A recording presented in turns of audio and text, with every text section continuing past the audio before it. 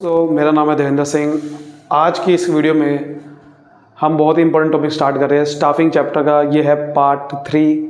इसके अंदर हम समझेंगे सिलेक्शन का प्रोसेस, सिलेक्शन का मीनिंग। इस वीडियो में पूरा समझने वाले हैं। अगली वीडियो में हम ट्रेनिंग और डेवलपमेंट की बात करेंगे। इससे पिछली वीडियो मैंने बनाई थी रिक्रूटमेंट के ऊपर, नहीं देखी आपने, वीडियो को लिंक डिस्क्रिप्शन में जाके जरूर देखिए। तो सिलेक्शन के बारे में पूरा पढ़ने वाले हैं, वीडियो को बहुत ध्यान से देखना करिए। चलिए बिना कोई देरी के शुरू करते हैं।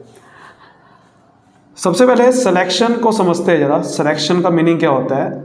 सिलेक्शन, जैसे कि मैंने आपको रिक्रूटमेंट में क्या बताया था, रिक्रूटमेंट का मतलब क्या होता है? रिक्रूटमेंट का मतलब होता है कि जब हम किसी पोटेंशियल कैंडिडेट को या अपने कैंडिडेट को इनवाइट करते हैं या इंड्यूस करते हैं ताकि वो हमारी जॉब के लिए अप्लाई करे।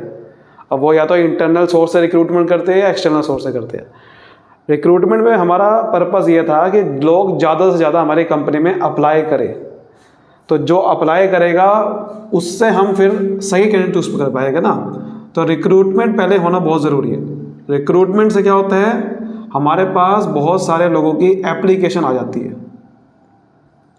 एप्लीकेशन आ जाती है जैसे कि भैया मैंने एक जॉब निकाली, तो मैंने कहा कि देखो हमारी ये जॉब निकली भी है, आओ मेरी कंपनी में अप्लाई करो।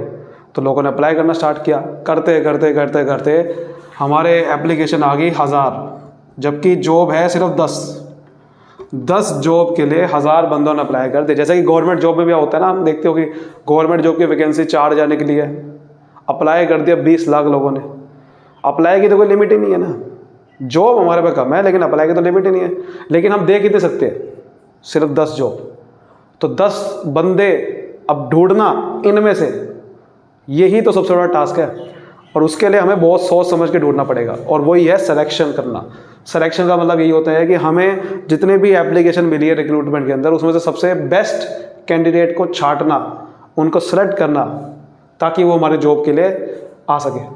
तो सिलेक्शन का मतलब क्या होता है? सिलेक्शन का मतलब होता है choosing the most suitable and promisable candidate to fill the vacant job position। जो हमारे जॉब पोजीशन वैकेंट पड़ी है उसको वो भर सके। That is called selection. That is called selection. Promising कह सकते हैं इसे आप।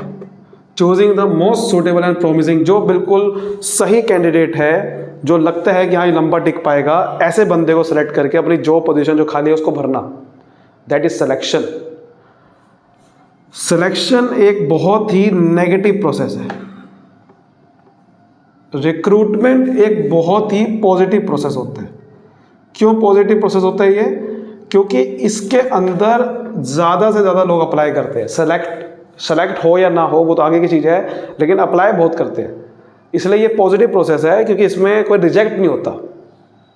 रिजेक्ट तो होता नहीं, कोई भी बंदा अप्लाई कर सकता है। लेकिन सिलेक्शन में रिजेक्ट ज़्यादा होंगे, क्योंकि आप देखो 1000 में से अगर 10 बंदे सेलेक्ट करने हैं तो आपको 990 लोगों को रिजेक्ट करना पड़ेगा सिर्फ 10 बंदों को चूज़ करने के लिए। तो नेगेटिव प्रोसेस इसलिए है because number of rejected person या कैंडिडेट इसमें ज़्यादा होते हैं। किससे ज़्यादा होते हैं? नंबर ऑफ सेलेक्टेड कैंडिडेट जितने सेलेक्ट करते हैं वो तो बहुत ही कम होते हैं, रिजेक्ट ज़्यादा करते हैं इसमें। इसलिए अगर आपसे कोई पूछे सिलेक्शन नेगेटिव प्रोसेस क्यों है, क्योंकि इसमें हम रिजेक्ट ज़्यादा करते हैं, सेलेक्ट कम करते हैं। यहाँ तक क्लियर है बहुत अच्छे से? अब हम समझ चुके हैं सिलेक्शन का मीनिंग, समझ चुके हैं ये नेगेटिव प्रोसेस क्यों होता है। अब हम समझते हैं सिलेक्शन अब करते कैसे है, यानी कि प्रोसेस क्या होता है। चलिए उसकी बात करते हैं।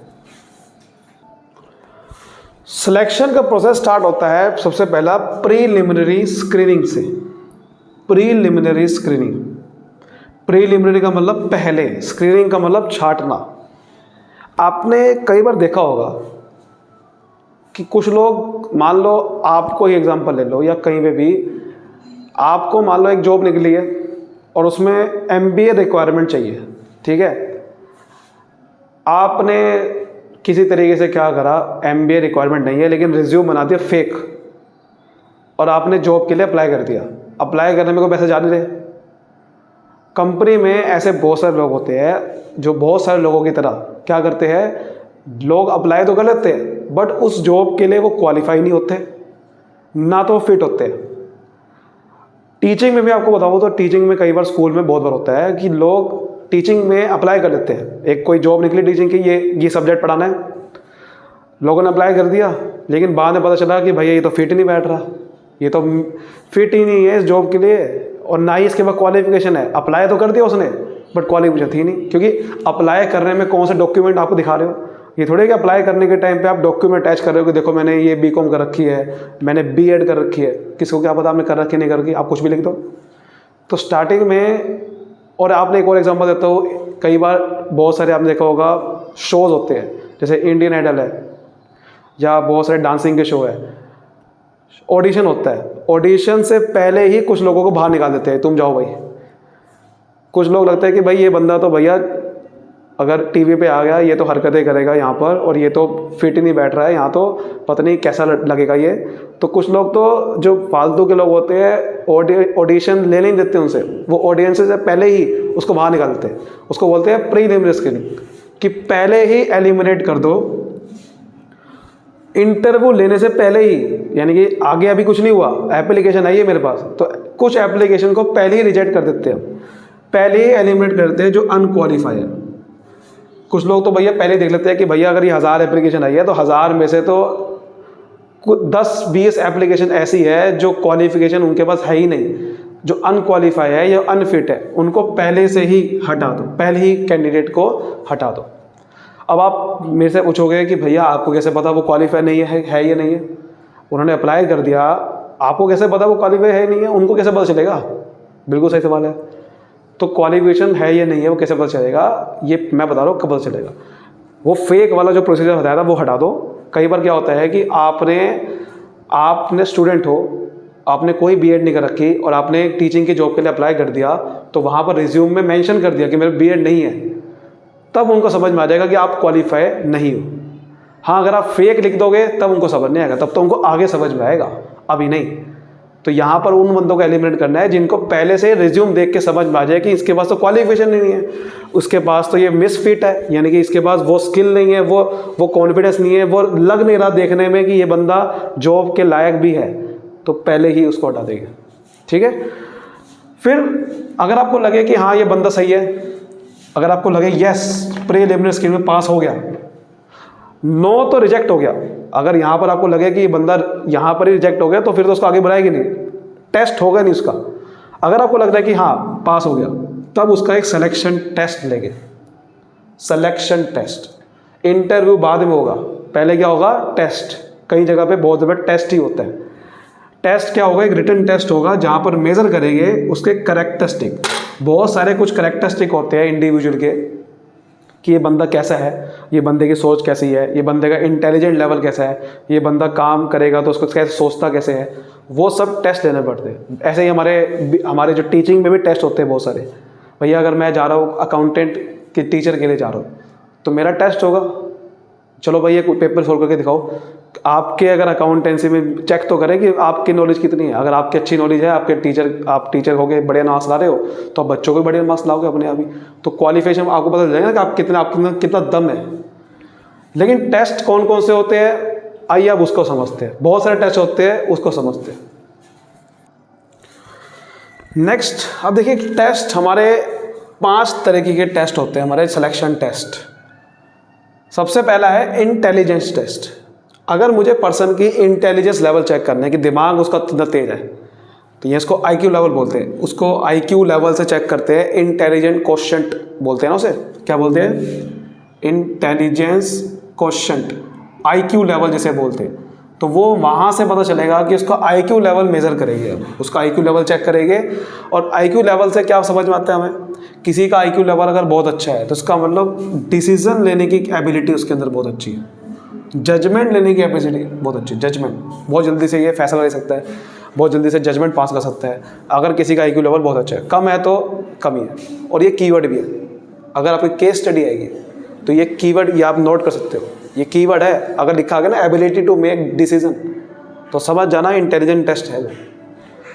एप्टीट्यूड टेस्ट, ये होता है कि उसके अंदर लर्निंग करने की पोटेंशियल कितनी है, क्या वो नई जॉब, नए स्किल, नए मेथड को सीखने का उसके अंदर एबिलिटी या पोटेंशियल है या नहीं है।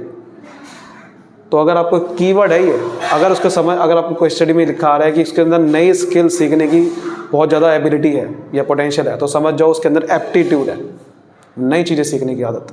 पर्सनैलिटी टेस्ट, ये आपका ह्यूमन बिहेवियर को मेज़र करता है कि उसका ह्यूमन बिहेवियर कैसा है, उसकी पर्सनैलिटी टाइप क्या है। ये है बहुत बड़ा कीवर्ड। उसके इमोशंस को चेक करना, उसके रिएक्शन को चेक करना, उसका वैल्यू सिस्टम, क्योंकि हर पर्सनैलिटी के हिसाब से अलग अलग बंदा होता है। किसी का इमोशन अलग है, किसी का इमोशन अलग है, कोई कॉन्फिडेंट है, कोई नहीं है, किसी का वैल्यू सिस्टम अलग है, किसी का नहीं है। तो ये एक बहुत बड़ा कीवर्ड है। कहीं पे भी लिखा आ गया ना कि इमोशंस, रिएक्शन, वैल्यू सिस्टम, उसकी वो एक्सट्रोवर्ट, इंट्रोवर्ट, यानी कि वो यानी ग्रुप में बहुत अच्छा परफॉर्म करता है या अकेले में करता है, ये सब पर्सनैलिटी होती है। ट्रेड टेस्ट, ट्रेड टेस्ट का मतलब कि जिस एक जगह पे है वो, जो उनसे फील्ड में उसकी नॉलेज कितनी है, उसकी एग्जिस्टिंग स्किल, जो नॉलेज है, जो स्किल है, उसका लेवल क्या है, वो कैसी है उसकी। जैसे कि अभी हम मान लो अभी एग्जांपल लेते हैं, फॉर एग्जांपल मैं अकाउंटेंसी टीचर के लिए गया, तो मेरी वो चेक करके करेंगे जिस फील्ड का मैं बंदा हूँ क्या मुझे उसकी नॉलेज है या नहीं, तो उसके लिए मुझे टेस्ट लेंगे। तो वो ट्रेड टेस्ट ही तो होगा आपका, जिस चीज़ की आपकी स्किल आपको पहले से आती है उसका टेस्ट लेना। इंटरेस्ट टेस्ट, इसमें आपकी देखा जाएगा कि आपको कौन सी टाइप ऑफ जॉब में ज़्यादा इंटरेस्ट है, किस टाइप के जॉब्स में आपका इंटरेस्ट होता है। इससे आपका समझ में आता है कंपनी को कि ये बंदा हमारी कंपनी में लंबे समय तक टिकेगा या नहीं टिकेगा। क्योंकि अगर उसका इंटरेस्ट है मान लो बिजनेस में, या उसको इंटरेस्ट है बड़ी बड़ी जॉब्स में, और उसको जॉब दे रहे बहुत छोटी, तो बंदा टिक कर ही नहीं पाएगा काम ज़्यादा देर तक। वो सोचेगा कि मैं तो बस ऊपर भागूँ।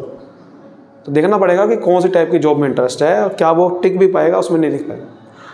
अब हम आगे समझते हैं सिलेक्शन टेस्ट में अगर ये पास हो गया, नहीं पास हुआ तो रिजेक्ट हो गया, अभी के अभी आगे कुछ होगा नहीं। पास हो गया तो फिर आगे क्या करेगी, अब आगे देखते क्या होगा। अगला है एम्प्लॉयमेंट इंटरव्यू। अब उसका टेस्ट ले लिया, वो टेस्ट में पास हो गया, अब उसको इंटरव्यू के लिए बुलाएगा। और यही आपने सुना होगा हर वक्त कि जब भी किसी की जॉब होती है, जॉब में जा रहा है, सिलेक्शन होने वाला है, तो इंटरव्यू पहले होता है। तो इंटरव्यू अब आ रहा है। इंटरव्यू में क्या होता है, क्वेश्चन पूछते हैं, सामने आपको पैनल ऑफ एक्सपर्ट बैठे होते हैं, या तो एक बंदा बैठा होता है कई बार, या बड़े जॉब में एक से ज़्यादा लोग बैठे होंगे, आपसे क्वेश्चन पूछेंगे। आपने देखा भी होगा IAS के इंटरव्यू, बहुत सारे लोग बैठे हैं, फिर उसके क्वेश्चन पूछ रहे हैं, एक एक करके क्वेश्चन पूछ रहे हैं। सबसे पहला तो क्वेश्चन ये होता है अपने बारे में बताइए, टेल मी अबाउट योरसेल्फ। फिर धीरे धीरे इंटरव्यू में क्या होता है, इन डेप्थ कन्वर्सेशन होती है एक दूसरे के बीच में, इंटरव्यूअर और इंटरव्यू के बीच में, जिससे आपको समझ में आता है कि बंदे का कॉन्फिडेंस लेवल क्या है। यही तो समझ में आएगा, क्योंकि लिखा तो हमारे पास सब कुछ है पहले से, किसने ये कर रखा है, वो कर रखा है। अब उसे पूछना भी तो पड़ेगा कि बंदे का पर्सनैलिटी समझ में आएगी, कॉन्फिडेंस समझ में आएगा, क्वेश्चन पूछेगी उससे, और उसके भी क्वेरी ख़त्म हो जाएगी, क्लैरिफाई क्वेरी, कि हमारे अंदर भी क्वेरी थी, उसके अंदर भी थी। उसके अंदर क्वेरी क्या है, कितने घंटे काम होते हैं यहाँ पर, एटमॉस्फेयर कैसा है, वर्किंग कंडीशन कैसी है। हमारे अंदर क्वेरी क्या है कि बंदा लंबा टिक सकता नहीं सकता, जो भी बातें लिखी है वो सच है कि नहीं है। तो ये सब क्वेरी ख़त्म हो जाते हैं इंटरव्यू से। इंटरव्यू में सिलेक्शन होने के बाद उसका सीधा हम जॉब के लिए लाते हैं कि चलो भाई आपका, चलो भाई कल से आना जॉब के लिए, नहीं, क्योंकि कुछ नहीं पता, आज की डेट पे सब लोग धोखेबाज है। तो इसलिए अगला है चेकिंग रेफरेंस एंड बैकग्राउंड। कई बार क्या होता है कि इंटरव्यू सिलेक्शन हो भी गया, लेकिन हमें रेफरेंस, उसको कहते हैं कि आप हमें कोई 2 नाम दो, रेफरेंस दो। रेफरेंस क्या होता है, आप मुझे बताओ, आपके अपने नॉन में कोई बताओ, आपके फ्रेंड का नंबर दो, आपके कोई जो आपको जानने वाले हैं, रेफरेंस उसे बोलते हैं, उनको नंबर दो, ताकि हम आपका पर्सनल कैरेक्टर जान सकें कि आप कैसे हो, आप कोई क्रिमिनल तो नहीं हो, आप कैसे थे, आप कैसे इंसान हो। बैकग्राउंड में क्या होता है कि आपको क्रॉस चेक करना, जो आपने, जो मैं बता रहा था स्टार्टिंग में कि हो सकता है आपने नकली बीएड नहीं कर रखी, लिख दिया था, अब आपसे पूछा जाएगा, डॉक्यूमेंट देखा जाएगा, या फिर वहाँ पूछेंगे जिस कंपनी में आपने काम कर रखा था, आपने यहाँ लिखा हुआ है कि मैंने यहाँ काम किया था, उससे पूछेंगे, वहाँ फ़ोन बनाएगी कि ऐसा बंदा था वहाँ पर। तो जो इन्फॉर्मेशन लिखी है उसको क्रॉस चेक करेंगे। अभी डॉक्यूमेंट कुछ नहीं मंगाए, क्रॉस चेक कर रहे हैं, डॉक्यूमेंट नहीं मंगाए, क्रॉस चेक करेंगे, वहाँ पर फ़ोन मिलाएगी, वहाँ पर हम एविडेंस देखेंगे, वहाँ के डॉक्यूमेंट निकालेंगे जहाँ जहाँ आपने जो लिखा हुआ है, और फिर देखेंगे कि आपने वो इन्फॉर्मेशन सही है कि नहीं। अगर सब कुछ सही लगा तो आपका सिलेक्शन डिसीजन ले लेंगे, चलो भाई आपको सेलेक्ट कर दिया, तब लेंगे सिलेक्शन डिसीजन, एकदम नहीं। तब हम मोस्ट सूटेबल कैंडिडेट को सेलेक्ट कर लेंगे और फिर उनको इन्फॉर्मेशन दे देंगे। जैसे कई बार जैसे मैंने इंटरव्यू दिए थे, तो एक इंटरव्यू ऐसे ही हुआ था बिल्कुल। पहले अप्लाई करा, उन्होंने बुलाया, टेस्ट हुआ, फिर इंटरव्यू हुआ। अब रेफरेंस बैकग्राउंड तो एकदम बाद में हुआ था वैसे इन्होंने, लेकिन सिलेक्शन डिसीजन जब लिया, मतलब बाद में ये होने के बाद, तो मुझे मेल आ गया कि आपका सिलेक्शन हो गया है। अब आपको सिलेक्शन होने के बाद मेल आ गया। सो सिलेक्शन डिसीजन लेने के बाद आपको पता चलता है कैंडिडेट को, हाँ मुझे सिलेक्ट कर लिया गया। लेकिन अब सिलेक्शन डिसीजन के बाद जो आपको पता चलता है ना, वो अगला पॉइंट है यार। ये नहीं कि अब स्टाफिंग प्रोसेस खत्म हो गया, सिलेक्शन प्रोसेस खत्म हो गया, चलो भाई सिलेक्ट हो गया, अब काम खत्म, नहीं। अब देखो 2 पॉइंट कौन से हैं। देखिए किसी जॉब में ना मेडिकल एग्जामिनेशन भी होता है, तो सिलेक्शन डिसीजन के बाद जैसे मैनेजर ने कहा चलो भाई इसको सेलेक्ट कर लेते हैं, सबने डिसाइड कर लिया कि इसको सेलेक्ट करेंगे। लेकिन कई बार मेडिकल एग्जामिनेशन भी होता है किसी जॉब में, जहाँ पर मेडिकल फिटनेस टेस्ट होता है फिटनेस के लिए। जैसे आपने देखा होगा आर्मी वगैरह में, तो ये तो होता ही होता है। फिर जॉब ऑफर, ये जिसकी मैं बात कर रहा था, जब मुझे मेल आया तो वो एक जॉब ऑफर का मेल आया था कि आपको अब जॉब ऑफर हो गया है। ये सबूत हो गया एक तरह का कि आपको सिलेक्शन हो गया आपको लेटर ऑफ अपॉइंटमेंट मिल जाता है उस जॉब ऑफर में।